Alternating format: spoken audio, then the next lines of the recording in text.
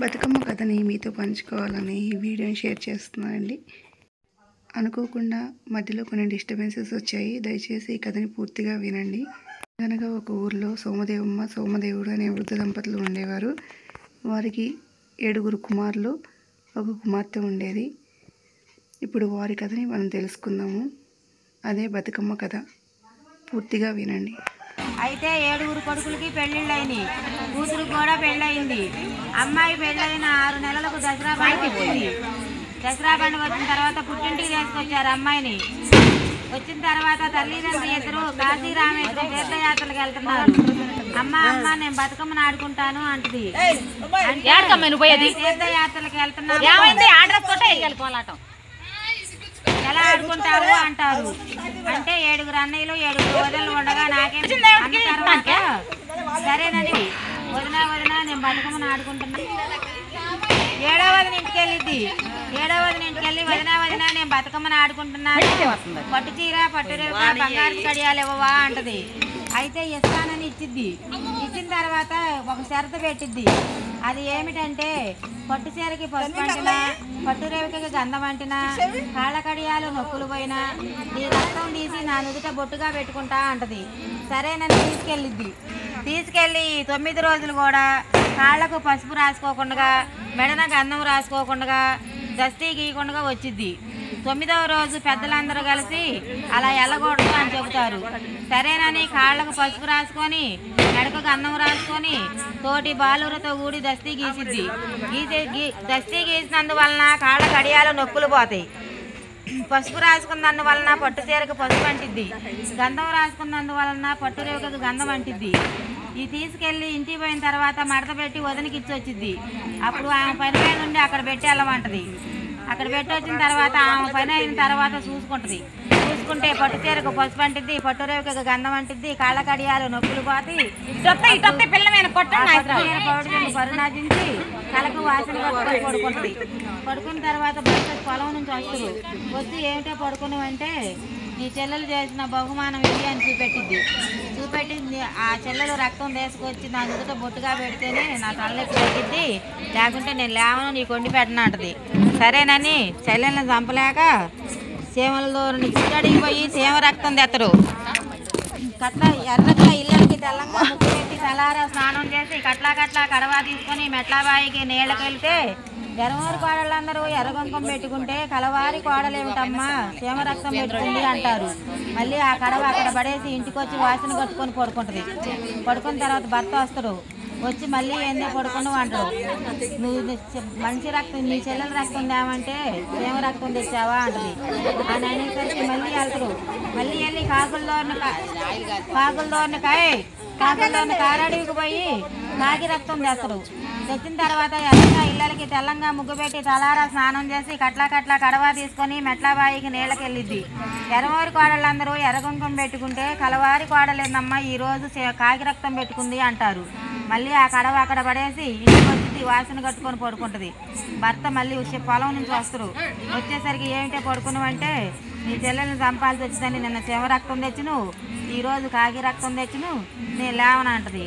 సరేనని అప్పుడు చెల్లెల దగ్గరికి వెళ్ళి అమ్మ దసరా పండుగ అయిపోయిందిగా మీ అత్తగారు తీసుకురామన్నారు, నిన్న అత్తగారింటికి పంపించి వస్తున్నానని చెల్లెలు తీసుకొని సద్దన్నం మూట కట్టుకొని కాసి నువ్వులు మూట కట్టుకొని ఒక సూది ఒక డబ్బను ఒక కత్తి తీసుకొని పోతుంటే అడవి మార్గాన్ని పోవాలి. పోయే దారిలో చెల్లెలకి ఆకలి అయింది. అన్నయ్య ఆకలి అవుతుంది అంటది. సరే అక్కడ ఒక కొలను చూసుకొని ఒక చెట్టు చూసుకొని ఆ చెట్టు కింద కూర్చొని అన్నం తిని ఆ కొలంలో నీళ్లు త్రాగి చేయగొట్టుకొని నిద్ర వస్తుంది అంటది. నిద్ర వస్తుందంటే ఆ చెట్టు కింద కూర్చొని ఆ నువ్వులు అన్నయ్య ఒళ్ళో పడుకోబెట్టుకొని ఆ నువ్వులు తలలో పోసి కుక్కుతూ ఉంటాడు. చెల్లెలు నిద్రపోద్ది. నిద్రపోయిన తర్వాత ఒక చెట్టు ఎక్కుతుడు. చెట్టు ఎక్కి సూది వేస్తాడు, రక్తం రాదు. దబ్బనం వేస్తాడు, రక్తం రాదు. కత్తి వేస్తాడు, అప్పుడు రక్తం వచ్చిద్ది.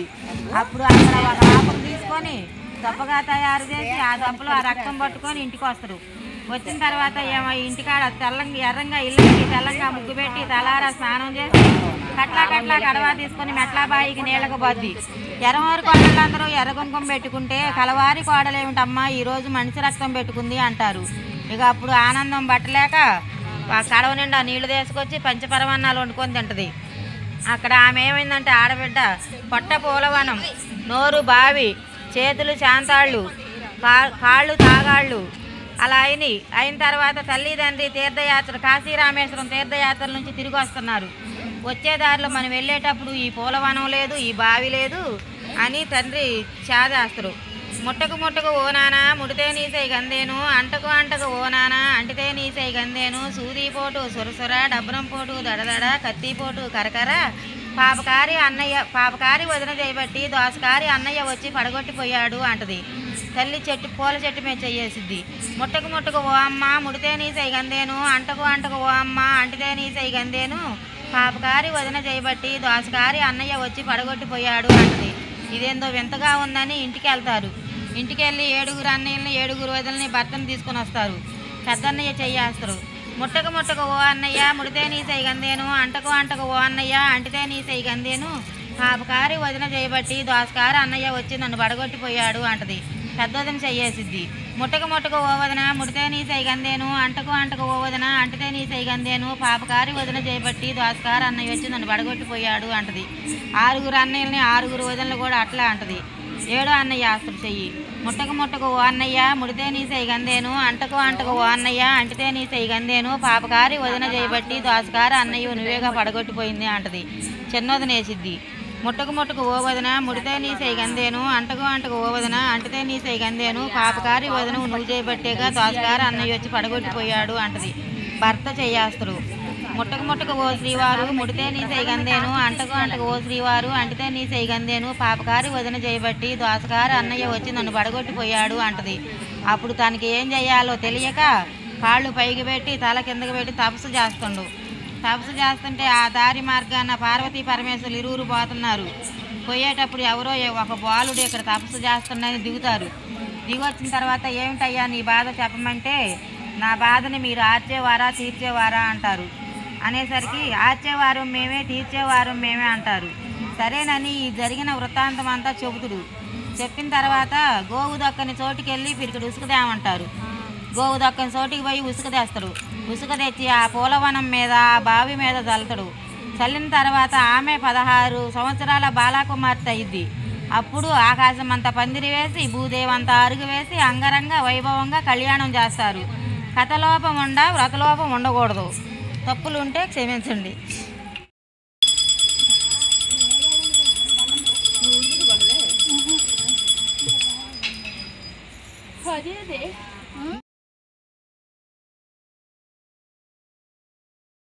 బతుకమ్మ కథ మీకు నచ్చినట్లయితే please like, share, subscribe my channel.